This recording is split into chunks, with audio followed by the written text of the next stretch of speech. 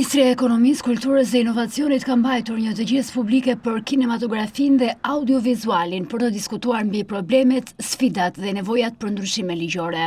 Kineast e producent të pranishëm renditën shqetësimet që hasin çdo ditë në punën e tyre duke nisur nga baza ligjore te mungesa hapësirave, politikave, buxheteve e vizioneve.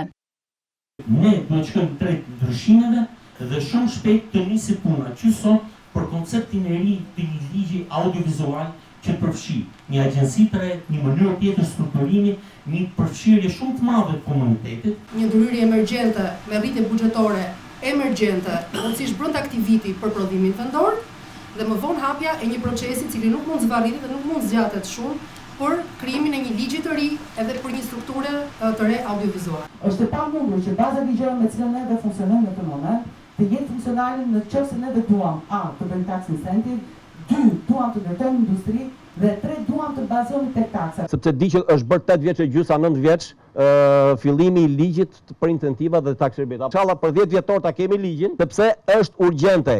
Me një buxhet për 1 milion euro, Qendra Kombëtare e Kinematografisë nuk ushqen dot gjithë skenën, ndërsa kineastët ishin të qartë në pyetjet e tyre se si e sheh qeveria filmin, si lypës apo si mundësi rritjeje ekonomike. Qa prioriteti ka qeveria për të rritë buxheti këtë vit dhe mbas 5 vjetësh?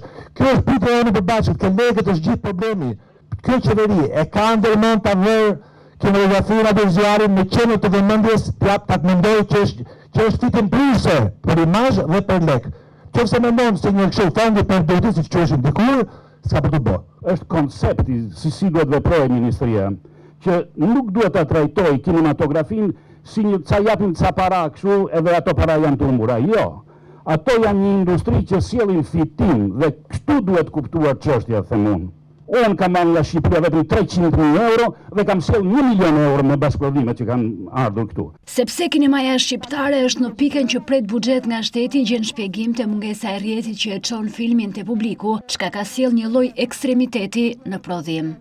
Ne tash kemi ose filma autor, ose kemi filma që mushim sallën në pallatin e kongreseve.